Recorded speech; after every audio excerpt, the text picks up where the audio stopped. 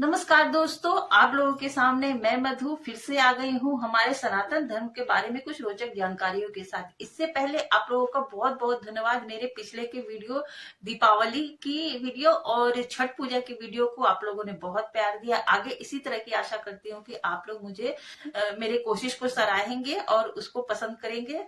इसके लिए मैं दिल से धन्यवाद देती हूँ। लेकिन आज मैं बात करूंगी कुंभ के बारे में। जी हाँ दोस्तों, प्रयागराज में महाकुंभ मेला चल रहा है, जैसे कि आप लोगों को पता है। ये 12 वर्षों के बाद आती है, लेकिन इस बार कुछ संजोग ऐसा है जिससे ये कुंभ मेला 144 वर्षों के बाद आई है। शायद हमारे और आपके जीवन में ये पहला और आखिरी कुंभ हो। तो आइए जानते हैं इसी के बारे में कुछ रोचक जानकारियां, जिसको हर सनातनी को इसकी जानकारी अवश्य होनी चाहिए। दोस्तों, कुंभ मेला क्या है? एक स्नान दान की परंपरा मात्र है ये, या इससे अलग भी कुछ है? क्यों इतने साधु संत या नागा साधु हुए या करोड़ों भक्त क्यों जमा हो जाते हैं नदियों के किनारे जहां जहां कुंभ मेले लगते हैं? इसी सब की बारे में जानकारी आज मैं देने की कोशिश करूंगी। अगर आपको मेरा ये कोशिश अच्छा लगता है तो प्लीज मेरे चैनल को सब्सक्राइब जरूर कर ले, जिससे आपको इसी तरह की वीडियो आगे और भी देखने को मिलती रहे। दोस्तों, कुंभ मेले के बारे में अलग अलग भ्रांतियां हैं। बहुत सारी भ्रांतियां ऐसी है, बहुत सारे मिथ ऐसे हैं जिनको सभी लोगों को कुछ आधी अधूरी जानकारी होती है। कुछ लोग कुछ सोचते हैं, कुछ लोग कुछ सोचते हैं। इसी के बारे में आज हम पूरी तरह से इसमें चर्चा करेंगे। मैं आपको पहले ये बताना चाहती हूँ कि कुंभ मेले में जो 13 अखाड़े होते हैं वो बढ़ चढ़कर हिस्सा लेते हैं। वो कौन है, वो कहाँ से आ जाते हैं? हमेशा वो कभी दिखाई नहीं देते, लेकिन कुंभ मेले में वो कहाँ से आ जाते हैं? इतने करोड़ों की संख्या में साधु संत आते हैं, वो कहाँ से आते हैं? ये कुंभ मेला कब से मनाया जाता है? इन सब के बारे में आज मैं आप लोगों को जानकारी दूंगी, क्योंकि इन सब की जानकारी हमारे प्रत्येक सनातनी को, हमें प्रत्येक व्यक्ति को होनी ही चाहिए। दोस्तों, कुंभ मेले का वर्णन ना तो पुराणों में मिलता है, ना ही हमारे वेदों में मिलता है। तो क्यों इतने करोड़ों साधु संत इसमें इकट्ठा हो जाते हैं? इतने लाखों भक्त प्रत्येक वर्ष इसमें, प्रतिदिन इसमें स्नान करने आते हैं, दान पुण्य करते हैं और कुंभ मेले का आयोजन में बढ़ चढ़ कर हिस्सा लेते हैं। कुंभ मेला एक स्नान पर्व भी नहीं है, यह एक दिव्य आयोजन होता है जिसमें 13 अखाड़े जमा होते हैं, इकट्ठा होते हैं और इसमें बढ़ चढ़कर हिस्सा लेते हैं। सनातन धर्म में 13 अखाड़ों का बहुत महत्व है। सनातन संस्कृति में हमारे जो 13 अखाड़े होते हैं उनका क्या इतिहास है, वो कहाँ से आते हैं, ये कब से मनाई जाती है, इसके बारे में आज हम चर्चा करेंगे। इसके बिना कुंभ, हम लोग सनातनी अखाड़ों के बिना कुंभ मेले का कल्पना भी नहीं की जा सकती है। आइए जानते हैं दोस्तों, कुंभ मेला में स्नान पर्व का क्या महत्व है, ये कब से मनाई जाती है। इसके लिए 3 कहानियां बहुत ही प्रचलित है। आइए हम इन 3 कहानियों को संक्षेप में जानते हैं। आप लोगों ने समुद्र मंथन की कथा तो सुनी ही होगी। सभी लोग जानते हैं समुद्र मंथन में क्या हुआ था, जिसमें देवता और दानवों के बीच समुद्र मंथन हुआ था, जिसमें वासुकीनाथ के द्वारा मंदार पर्वत को मथनी बना करके समुद्र का मंथन किया जाता है, जिससे बहुत सारे रत्न निकलते हैं, बहुत सारी चीजें निकलती है, जिसमें अमृत का कलश भी निकलता है। इसी अमृत के कलश की बूंदे जहां जहां गिरती हैं, उन 4 जगहों पर महाकुंभ मनाने की परंपरा शुरुआत हुई है। दोस्तों, पहला है समुद्र मंथन की कथा, जिसमें हम सभी जानते हैं कि मंदार पर्वत से देवता और दानवों ने वासुकीनाथ के द्वारा समुद्र मंथन किया था, जिसमें बहुत सारी चीजें निकलती है, बहुत सारे रत्न निकलते हैं, कामधेनु गाय निकलती है और इसी तरह से बहुत ही दुर्लभ वस्तु उसमें से निकलती है, जिसमें अमृत कलश भी निकलता है। इसी अमृत कलश को लेकर के देवता और दानवों के बीच में संग्राम होता है और उसी संग्राम के बीच में कहा जाता है कि अमृत की बूंदें छलक करके धरती के जिन जिन जगहों पर गिरती है, 4 जगहों पर ये माना जाता है कि गिरती है अमृत की बूंदें, उन्हीं 4 जगहों पर अमृत की बूंदें जहां जहां गिरती है, उन जगहों का नाम है प्रयागराज, हरिद्वार, नासिक और उज्जैन। कहा जाता है कि उसी समय से कुंभ मेले का आयोजन किया जाता है, उसी समय से स्नान दान की परंपरा चली आ रही है। दूसरी कथा के अनुसार, क्योंकि देवता और दानवों के बीच में जब संग्राम हो रहा था, झड़प हो रही थी, तो गरुड़ जी को अमृत कलश सौंपा गया था और उनको कहा गया था कि आप इसे विष्णु भगवान को सौंप करके आए। तो उसी यात्रा के दौरान गरुड़ जी ने 4 जगहों पर विश्राम किया था। उन 4 जगहों पर जहां जहां कलश उन्होंने रख करके विश्राम किया, उन 4 जगहों पर ही कुंभ मेले का आयोजन होता है। कहा जाता है कि अमृत की बूंदे वहां पे गिरी और उसी से अमृत की बूंदे के कारण ही, गिरने के कारण ही वहां पर कुंभ स्नान दान की परंपरा स्टार्ट हो गई। तो तीसरी कथा के अनुसार हमें ये बात पता चलती है कि ये भी गरुड़ जी से ही रिलेटेड है। गरुड़ जी की माता, जिनका नाम था विंता, उनको नागों की माता कडरू के द्वारा उनको बंदी बना लिया जाता है। तो उसमें ये शर्त रखी जाती है कि अमृत कलश उनको सौंप दिया जाए, तभी वो माता विंता को वो छोड़ेंगे। तो गरुड़ जी जो थे अमृत कलश लेकर के नागों की माता कडरू को देने जाते हैं। तो इस बीच इंद्र जी से उनकी लड़ाई होती है, युद्ध होता है और उसी झड़प में अमृत की बूंदे जहां जहां गिरी वहां वहां कुंभ मेले का आयोजन होता है। तो कथा तो बहुत सारी आती है, जिसमें 3 प्रमुख कथाएं हम जानते हैं। कथा के अनुसार जो ज्ञात हमें होता है, ये हमें बात पता चलती है। अब हम आइए जानते हैं कि कुंभ मेले का आयोजन कहाँ कहाँ होता है और इसमें पुराणों में क्या हमें ज्ञात होता है, क्या बातें पता चलती है, आगे हम इस वीडियो में जानेंगे।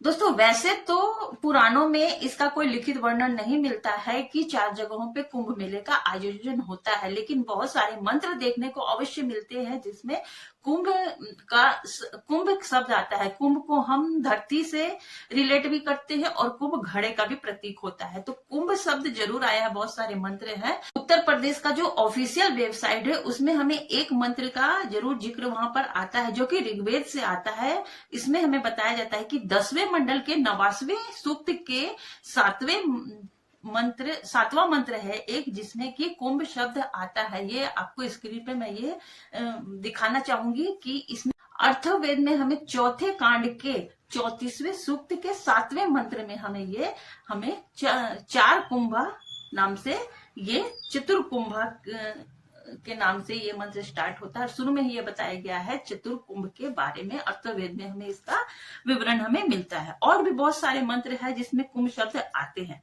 दोस्तों, इस कुंभ मेले में कुंभ की धरती प्रयागराज एकदम ज्ञानमय हो जाती है। देश विदेश से लोग इसमें आते हैं, बहुत सारे विवेचन होते हैं, शास्त्रार्थ होते हैं, ज्ञान विज्ञान की चर्चा होती है।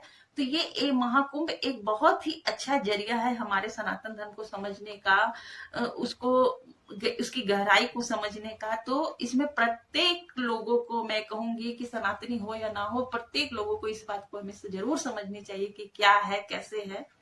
दोस्तों, पुरातन समय से ही हमें ये बात पता है कि हिंदू लोग पहले से ही, बहुत पुराने जमाने से ही इसमें विशेष मुहूर्त पे, विशेष समय पर इकट्ठा होकर के नदियों के किनारे स्नान दान किया करते थे।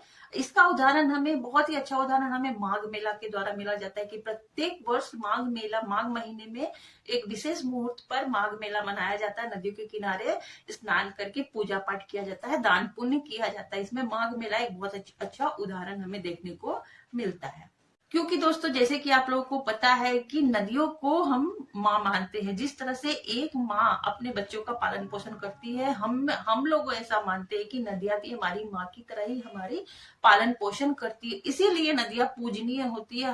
हम उसमें स्नान करके उसमें हम उनको कृतज्ञता से देखते हैं, उनको नमन करते हैं, उनको पूजन करते हैं, उनको माँ का दर्जा देते हैं।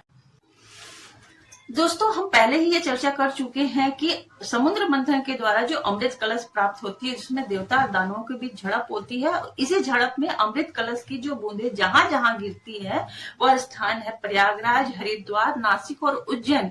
इन जगहों पर अमृत की कुछ बूंदें गिरती हैं, जिसके कारण वहां पे महाकुंभ मनाया जाता है। इसमें 3 देवता का विशेष उल्लेख हमें मिलता है, जिसमें चंद्रमा जो थे वो अमृत कलश को छलकने से बचाते हैं और सूर्य जो थे वो अमृत के कलश को फूटने से बचाते हैं कि वहीं कहीं फूट ना जाए। और बृहस्पति का जिक्र आता है, जिसमें वो बताते हैं कि वो दानवों से उसकी रक्षा करते हैं कि वो सही सलामत दानवों के पास ना जाए, वो सही सलामत रहे।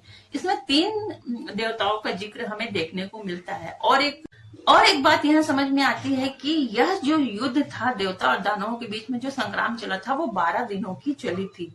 अब हमें ये एक बात यहाँ समझ में आ जाती है कि हम लोग तो इसकी जानकारी रखते हैं कि बृहस्पति ग्रह जो होते हैं उसका जो काल होता है, उसको जो सूर्य की परिक्रमा लगाने का जो समय काल होता है वो 12 वर्षों का होता है।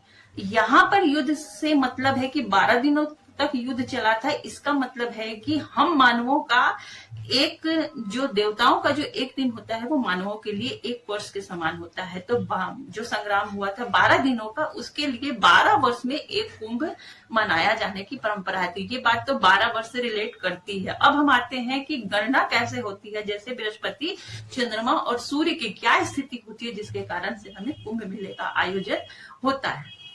इस पर्व को ये 3 ग्रह मिलकर के डिसाइड करते हैं कि कैसे मनाई जाएगी और कहाँ मनाई जाएगी। तो पहला हमें ये मिलता है कि जब बृहस्पति कुंभ राशि में प्रवेश करते हैं और सूर्य मेष राशि में प्रवेश करते हैं, तो हमें हरिद्वार में गंगा जी के तट पर कुंभ मेले का आयोजन किया जाता है। अब दूसरी, इसी प्रकार बृहस्पति ग्रह मेष में और सूर्य और चंद्रमा ग्रह मकर राशि में प्रवेश करते हैं, तो प्रयागराज में त्रिवेणी के संगम पर कुंभ पर्व का आयोजन किया जाता है।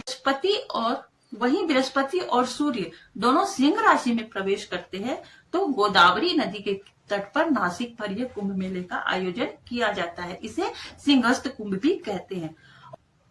और जब बृहस्पति सिंह राशि में जाता है और सूर्य मेष राशि में प्रवेश करता है, तब उज्जैन में शिप्रा नदी के तट पर कुंभ का आयोजन किया जाता है। इसे भी सिंहस्थ कुंभ कहते हैं। दोस्तों, एक राशि दूसरे राशि में कैसे प्रवेश करती है, एक ग्रह दूसरे ग्रह में कैसे प्रवेश करते हैं, इन सब की जानकारी, उनकी गतियां क्या होती है, उनकी दिशा कैसे डिसाइड होती है, इन सब की जानकारी हमें ज्योतिष में प्राप्त होती है, जो कि थोड़ा बहुत जानकारी हमें प्रत्येक सनातनी को होनी चाहिए।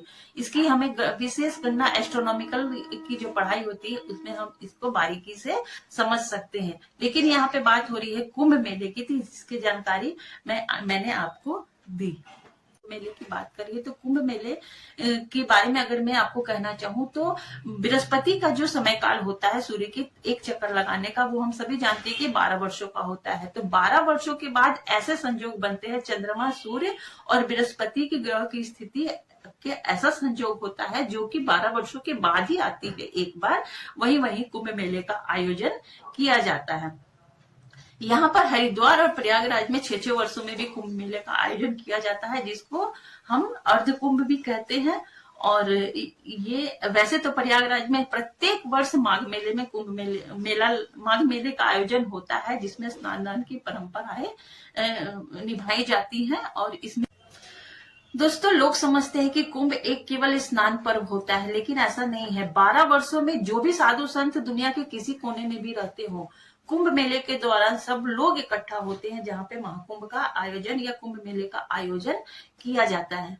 अब यहाँ पर क्या होता है कि साधु संत स्नान तो करते ही हैं, जो कि पुरानी परंपरा हमारी चली आती है। लेकिन इन 12 वर्षों में जो लोग भी नया ज्ञान विज्ञान की खोज होती है या जिनको जो अनुभव होता है, वो आकर के इसमें मिलते जुलते हैं और एक दूसरे का अनुभव साझा करते हैं, जिसमें ज्ञान विज्ञान पर चर्चा भी होती है, विवेचना भी होती है और शास्त्रार्थ भी होता है, जिसमें हमें ये पता चलता है कि सनातन धर्म में कैसे इस दिशा पे आगे बढ़ा जाए, आगे समाज की क्या आधारशिला होनी चाहिए, इस बारे में शास्त्रार्थ होते हैं। जो भी ज्ञान पर चर्चाएं होती है, इसे विश्व कल्याण में लगाने की बात भी रखी जाती है। साधु संत लोग एक जगह जमा होकर के चिंतन मनन करते हैं और कल्पवास रखते हैं। ये कल्पवास में क्या होता है कि प्रत्येक जो साधु संत होते हैं, जो संन्यास ले चुके होते हैं, वो कल्पवास करते हैं। इसमें उनको एक ही समय भोजन करना होता है और जमीन पर सैया लगा करके सोना होता है। ये बहुत ही कठिन होता है, क्योंकि वो संन्यास ले चुके होते हैं, अपने सारे माया ममता मोह को छोड़ करके संन्यास लेकर के समाज कल्याण की ओर दिशा पे वो आगे बढ़ते हैं। इसे ही कल्पवास कहा जाता है। दोस्तों, ये जितने भी साधु संत होते हैं वो सब अखाड़ों से बंधे होते हैं। अखाड़े का मतलब कोई पहलवानी करना नहीं, क्योंकि अखाड़ा शब्द पहलवानी से जुड़ा हुआ होता है, जिसमें पहलवान लोग अपनी कुश्ती लड़ते हैं। ऐसा नहीं है। अखाड़े का मतलब होता है कि एक विशेष उनको नाम दिया जाता है, जिनको अखाड़ा कहते हैं, जिससे वो बंधे होते हैं, उसका एक प्रमुख होता है। इसकी शुरुआत आदि शंकराचार्य जी ने की थी। आदि शंकराचार्य जी ने यह कहा था कि साधु संत जो लोग होते हैं स्नान दान या तपस्या तक ही सीमित नहीं रहना चाहिए, उनको समाज कल्याण की ओर भी अग्रसर होना चाहिए। तो उन्होंने ही अखाड़ा की शुरुआत की थी, जिसमें उन्होंने कहा कि जब आदि शंकराचार्य जी ये सब अखाड़ा का शुरुआत कर रहे थे, तो वो समय जो काल था वो था सनातनियों के लिए बहुत ही कठिन समय था, क्योंकि वहां पर मंदिरों को तोड़ा जा रहा था, समाज कल्याण की बातें नहीं हो रही थी, और देश विदेश में बहुत सारी ऐसी चीजें चल रही थी जिसके कारण हमारा सनातन धर्म खतरे में आ गया था। तो आदि शंकराचार्य जी ने सब साधु संतों को इकट्ठा करके अखाड़े के रूप में उन्हें बांटा, जिसमें आप लोगों ने नाम सुना होगा कि निरंजनी अखाड़ा होता है, जूना अखाड़ा होता है, और भी बहुत सारी अखाड़े के नाम है, मैं आगे में आप लोगों को बताऊंगी, जिसका एक प्रमुख होता है और उसी प्रमुख पर वो लोग अपनी ध्वजा को लहराते हैं और अपने समाज कल्याण के रूप में वो लोग कार्यरत रहते हैं। क्योंकि आदि शंकराचार्य जी का कहना था कि केवल तपस्या और दान ध्यान से ही काम नहीं चलेगा, समाज कल्याण के लिए शस्त्र भी उठानी, अगर जरूरत पड़ी तो उठानी पड़ेगी। तो आदि शंकराचार्य जी के ही कहने पर सब कोई अपने शास्त्र के साथ साथ शस्त्रों का भी विद्या प्राप्त करने के लिए अखाड़े बनाए गए। आदि शंकराचार्य जी ने सभी साधु संतों को एकजुट होकर के जो लोग जो आश्रम में रहते थे उन्हीं आश्रमों या मठों को अखाड़ा का नाम दिया जाने लगा, और जिनका एक प्रमुख बनाया गया, जिसके द्वारा ये सब अखाड़े संचालित होने लगे। इन अखाड़ों में 13 जो प्रमुख अखाड़े हैं उसमें 7 साधु सन्यासियों के अखाड़े हैं और 3 जो अखाड़े हैं वो वैष्णव समाज के अखाड़े हैं, और बाकी जो अखाड़े हैं वो उदासीन अखाड़े कहे जाते हैं। सभी अखाड़ों के अपने अपने इष्ट देव होते हैं, अपने अपने गुरु होते हैं, उन्हीं के द्वारा उन्हीं के पद चिन्हों पर लोग अपने शास्त्र के साथ साथ शस्त्रों की भी विद्या लेते हैं और समाज कल्याण की ओर जरूरत पड़ने पर अग्रसर होने के लिए तत्पर रहते हैं। इसमें मैंने आपको बताया कि निरंजनी अखाड़ा, जिनके इष्ट देव शंकर भगवान के पुत्र कार्तिकेय जी है, और जूना अखाड़ा के जो इष्ट देव है वो दत्तात्रेय जी हैं। और एक अखाड़ा है महानिर्वाण अखाड़ा, जिनके इष्ट देव कपिल मुनि जी हैं। कपिल मुनि जी वही मुनि जी हैं जो रामायण काल से चलते आ रहे हैं, उन्हीं को इष्ट देव के रूप में महानिर्वाण अखाड़ा ने अपने इष्ट देव बनाया, और उन्हीं के कहने पर, क्योंकि अगर हम दोस्तों पहले के ही समय में देखें तो जो ऋषि मुनि थे, जो संत महात्मा थे, वो पुरातन समय से ही हम देखने आ रहे हैं कि शास्त्रों के साथ साथ शस्त्रों की विद्या भी वो लेते थे। अगर आप द्रोणाचार्य जी की बात करें, अगर आप कृपाचार्य जी की बात करें, तो शास्त्रों के साथ शस्त्रों का भी वो लोग भली भांति विद्या लेते थे और विद्या अपने शिष्यों को देते थे। इनके अखाड़ों के इतिहास की एक बहुत ही रोचक जानकारी मैं आपको देना चाहूंगी कि शस्त्र विद्या कैसे इनका काम आया था। जब 1260 ईस्वी में भगवानंद गिरी जी के नेतृत्व में कनखल में जो मंदिर में जो आक्रमण हुआ था, आक्रमणकारियों के द्वारा आक्रमण हुआ था, वहां पे उस समय बहुत सारे मंदिर तोड़े जा रहे थे। तो कनखल के जो मंदिर थे उनको 22,000 नागा साधुओं ने शस्त्रों के द्वारा उठा करके आक्रमणकारियों से युद्ध किया और कनखल के मंदिर को बचाया था। तो देखा दोस्तों, अखाड़ों का इतिहास बहुत ही प्राचीन है। इसमें हम लोग देखते हैं कि भव्य यात्रा, शोभा यात्रा निकाली जाती है। आइए इसके बारे में भी आगे समझते हैं। सबसे पहले प्रशासन के द्वारा इन अखाड़ों को आमंत्रण दिया जाता है कुंभ मेले के आयोजन में आमंत्रित होने के लिए। उसके बाद इनको भूमि आवंटित की जाती है कि जहां जहां पर वो अपना रहने की व्यवस्था होगी। उसके बाद भूमि आवंटित होने के बाद इन अखाड़ों का भूमि पूजन होता है, जिसमें ये आकर के भव्य तरीके से भूमि पूजन करते हैं अपने अपने अखाड़ों के लिए। और उसके बाद प्रशासन के द्वारा इसमें शिविर बनाया जाता है। शिविरों में इनको बहुत ही अच्छी तरह से सब कुछ रहने खाने की व्यवस्था की जाती है, जिससे इनको कोई तकलीफ ना हो, क्योंकि देश विदेश दुनिया ना जाने कहाँ 12 वर्षों तक लोग तपस्या में लीन होते हैं और उसके बाद अखाड़ों में सम्मिलित होने के लिए कुंभ मेले का आयोजन को पूरा करने के लिए ये लोग जमा होते हैं। तो ये बहुत ही अच्छी बात समझ में आती है कि हजारों, लाखों, करोड़ों अगर मैं कहूँ तो नागा साधु हुए या साधु संत हुए जमा होते हैं, तो इसकी सारी व्यवस्था अखाड़ों के द्वारा ही की जाती है। शिविर बन जाने के बाद सारे नागा साधु या साधु संत जितने भी सन्यासी है सब शिविरों में अपना अपना स्थान लेते हैं और उसके बाद नगर प्रवेश के लिए बहुत ही जोरदार से ध्वजा फहराते हुए नगर प्रवेश इनका होता है, जो कि देखने लायक दृश्य होता है। दोस्तों, इसको देखने के लिए देश विदेश से दूर दूर से लोग जमा होते हैं कुंभ के मेले में।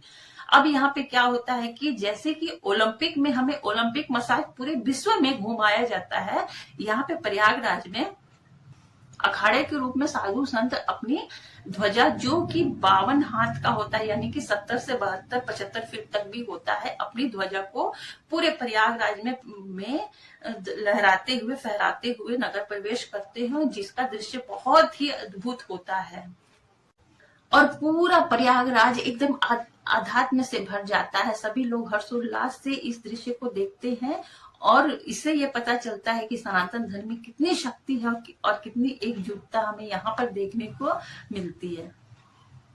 तो अखाड़ों को कुंभ की आत्मा कहा जाता है। अखाड़ों के बिना कुंभ मेले का सोचा भी नहीं जा सकता है, इसलिए इसको आत्मा कहते हैं। कुंभ मेले जोर शोर से शाही स्नान होता है, अखाड़ों के द्वारा ही अलग अलग इनको घाट दिए जाते हैं, जिसमें सही समय पे सही मुहूर्त पे जब स्नान की तिथि आती है, जिस दिन उनको शाही स्नान का मौका दिया जाता है, इसको राजसी स्नान भी कहते हैं।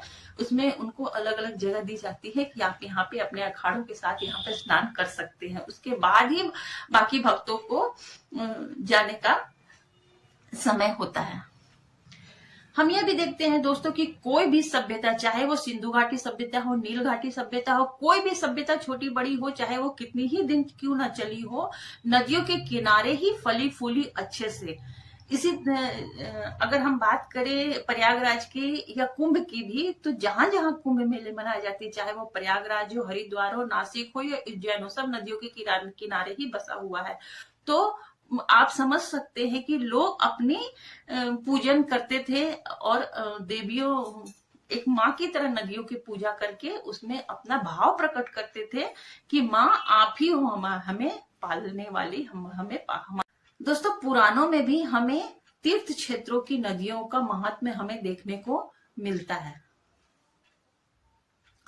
अग्नि पुराण में हमें प्रयागराज के बारे में जानकारी मिलती है कि प्रयागराज को तीर्थों का राजा क्यों कहते हैं और उसमें जो संगम है, गंगा जमुना सरस्वती का संगम है, वो कितने महत्वपूर्ण है सनातन धर्म के लिए, इसका हमें महात्म्य अग्नि पुराण में मिलता है। दोस्तों बौद्ध ग्रंथों में भी इसका उल्लेख हमें मिलता है। उसमें कहा जाता है कि सिर्फ स्नान से ही मन शुद्ध नहीं होता है, हृदय को भी शुद्ध रखनी चाहिए। इससे ये तो प्रूफ जरूर हो जाता है कि बौद्ध धर्म के पहले से ही नदियों को में पूजन पाठ और स्नान दान की परंपरा चलती आ रही है। और भी बहुत सारे प्रूफ दोस्तों हमें देखने को मिलते हैं कि एक चीनी दार्शनिक होते हैं हेंग सांग, उन्होंने 7वीं सेंचुरी में भारत भ्रमण की यात्रा पर आए थे, जिन्होंने हेंग सांग जी ने अपनी पुस्तक में यह विवरण करते हैं कि 7वीं सेंचुरी में जब हर्षवर्धन जी का शासन काल था, उनके समय में हर प्रत्येक 5 वर्ष में प्रयागराज में एक बहुत बड़ा मेला लगता था, जिसमें बहुत दूर दूर से साधु संत आते थे, बहुत सारे भक्त आते थे और उनके बीच में शास्त्रार्थ होता था, नए ज्ञान विज्ञान की चर्चा होती थी और उसमें लोग स्नान करते थे। और जब जो शास्त्रार्थ में जीतता था या जिनकी बात प्रूफ हो जाती थी, उनको हर्षवर्धन जी के द्वारा बहुत सारे दान के रूप में वस्त्र आभूषण भेंट किए जाते थे। बहुत सारे इतिहासकारों का भी कहना है कि गुप्त काल में भी ऐसी परंपरा चलती थी कि बहुत सारे लोग एक जगह जमा होकर के नदियों में स्नान दान करते थे और पूजन किया करते थे। दोस्तों लेकिन अब ये प्रश्न उठता है कि स्नान दान, नदियों की पूजन, ये तो बात समझ में आती है, लेकिन कुंभ मेले का आयोजन कब से स्टार्ट हुआ और ये क्यों की जाती है, इतने भव्य तरीके से कैसे ये मनाई जाने लगी, आइए जानते हैं इसके बारे में कुछ रोचक जानकारियां। तो इसका वर्णन हमें मुगल काल में मिलता है। मुगल काल में एक आईने अकबरी नाम की पुस्तक होती है, जिसको अबुल फजल ने लिखा था। उसमें उनके द्वारा ये वर्णन किया गया है कि आईने अकबरी में ये प्रॉपर लिखा गया है कि हिंदू लोग प्रयागराज को तीर्थों का राजा कहते हैं और 1 महीने के लिए वहां पर इकट्ठा होते हैं और स्नान दान करते हैं, पूजन करते हैं और बहुत सारे आयोजन करते हैं। ये बात अबुल फजल ने आईने अकबरी में लिखा है। ऐसा भी माना जाता है कि अकबर ने प्रयागराज में ही संगम के तट पर एक किला बनवाया था, जिसमें नागा साधुओं के साथ उन्होंने संधि की थी कि इस किले में आप जाकर के स्नान करिए। नागा साधुओं को कहा गया था कि आप इसमें स्नान करिए। 16वीं शताब्दी की एक किताब और हमें देखने को मिलती है जिसका नाम है तबकादे अकबरी, जिसमें हमें यह बताया गया है कि माघ मेले का आयोजन, जिसमें यह बताया गया है कि माघ मेले का आयोजन किया जाता था प्रयागराज में। और 2 पुस्तकें हैं जिनका नाम है खुलासा तुच्छ त्वारिक और चहार गुलशन में हमें हरिद्वार में होने वाले कुंभ मेले का विवरण देखने को मिलता है। बहुत ही अच्छा एविडेंस हमें झांसी गैजेटियन में मिलती है, जिसमें 1751 में अहमद खां बंगेज जो थे वो अवध के नवाब सफदरगंज को हरा करके इलाहाबाद के किले को घेर लेते हैं। उस पर वो फतह करने वाले थे। उसी समय कुंभ मेले का आयोजन शुरू हो जाता है, जिसमें बहुत सारे नागा साधु के लोग, बहुत सारे संत लोग इकट्ठा होते हैं। तो उन सभी सभी साधु संत मिल करके सफदरगंज के पक्ष में युद्ध करते हैं अहमद खां बंगेज के लिए, और उनसे अवध जीतते हैं और उनको सफदरगंज जी को भेंट में देते हैं, चले गए थे। तो इससे ये पता चलता है कि नागा साधु हो या साधु संत हो, केवल स्नान दान ही नहीं, धर्म की रक्षा करते थे, जिसके लिए वो शस्त्र भी उठाते थे। अगर हम आए अंग्रेजों के जमाने की, तो अंग्रेजों के जमाने में भी हमें देखने को मिलता है बहुत सारे लिखित प्रमाण ऐसे हैं जिसमें अंग्रेजों के जमाने में भी कुंभ मेले का आयोजन होता था, जिसमें अंग्रेज भी बढ़ चढ़कर हिस्सा लेते थे और उसका ये आयोजन भी करवाते थे। अखाड़े की एक बात बहुत ही अच्छी लगती है कि अखाड़ों के द्वारा जो भोजन की व्यवस्था होती है या रहने खाने की व्यवस्था होती है, वो अखाड़े के लोग इसका आयोजन करते हैं। देश विदेश के कोई भी लोग है, अपना पराया यहाँ कोई नहीं होता है, सारे लोग जमा होकर के सबके लिए निःशुल्क भोजन की व्यवस्था होती है, रहने की व्यवस्था होती है। ये सब अखाड़े के द्वारा ही व्यवस्थित की जाती है। ये एक बहुत ही अच्छी देखने को मिली, जिसमें मंच भी तैयार होता है, जिसमें देश विदेश की ज्ञान पर चर्चा होती है, विवेचन होती है, शास्त्रार्थ होते हैं, जिसमें ज्ञान विज्ञान की बहुत सारी चीजें पता चलती है। चिंतन मनन किया जाता है समाज को आगे की दिशा में बढ़ाने के लिए, क्या कदम उठाए जाए उस पर भी। इस बार 2025 में जो कुंभ मेला प्रयागराज में संगम के तट पे मनाया जा रहा है, वो बहुत ही भव्य आयोजन हुआ है, जिसको आप लोग से इंटरनेट के माध्यम से आप लोग देख रहे होंगे। बहुत सारे भक्त इसमें जाने की सोच भी रहे हैं और मैं भी सोचती हूँ कि इस बार जरूर वहां पर जाऊं। इस बार 3 शाही स्नान की तारीख तय की गई है। पहला स्नान 13 जनवरी को है, जो कि पौष पूर्णिमा को है। उसके बाद 12 फरवरी को है माघ पूर्णिमा पे, और तीसरा और आखिरी शाही स्नान है 26 फरवरी को, जिस दिन महाशिवरात्रि है। तो इन तीनों शाही स्नान के तारीखों पर बहुत भारी भीड़ होने वाली है। लगभग 45 करोड़ से ज्यादा लोगों की आने की का उम्मीद प्रशासन द्वारा लगाया जा रहा है। लेकिन आप लोग जानते हैं कि ये आंकड़ा भी फेल हो जाता है, क्योंकि अनेकों लोग सब कोई चाहते हैं कि कुंभ में, प्रयागराज में संगम के तट पर डुबकी लगाए और अपनी मनोकामना को पूर्ण करो और आध्यात्मिक की ओर अपने जीवन को आगे बढ़ाए। इन अखाड़ों की अगर मैं बात करूं तो इन अखाड़ों में बहुत ही अच्छी चीजें सिखाई जाती है, जिसमें दीक्षा दिया जाता है सन्यास के लिए भी। अगर कोई लोग इच्छुक है सन्यासी बनने के लिए, तो वहां पे उसकी भी दीक्षा दी जाती है, क्योंकि 12 वर्षों के इंतजार बहुत लोगों को रहता है दीक्षा लेने के लिए। बहुत सारी, इस बार मैं कुछ इंटरनेट में देख रही थी कि एक IITian जो इंजीनियर है, पिछले कुंभ में उन्होंने दीक्षा ली थी और उन्होंने अब पूरी तरह से अध्यात्म की ओर अपने को मोड़ लिया है और अपने समाज कल्याण की ओर अग्रसर हो रहे हैं। तो ऐसी चीजें जब देखने को मिलती है, मन गदगद कर जाता है दोस्तों, क्योंकि सभी लोग जहाँ पे पैसे के पीछे भाग रहे हैं, वहां ऐसे लोग भी हैं जो कि अपने समाज कल्याण के लिए संन्यास की ओर बढ़ रहे हैं और यहाँ पर दीक्षा लेकर के अपने अध्यात्म की ओर अपना कदम बढ़ा रहे हैं। तो मेरी ये जानकारी आपको कैसी लगी? अगर अच्छी लगी हो तो प्लीज मेरे चैनल को सब्सक्राइब जरूर करें, जिससे मैं इस तरह की वीडियो अगर आपको लाऊं तो आपको नोटिफिकेशन जरूर मिल जाए।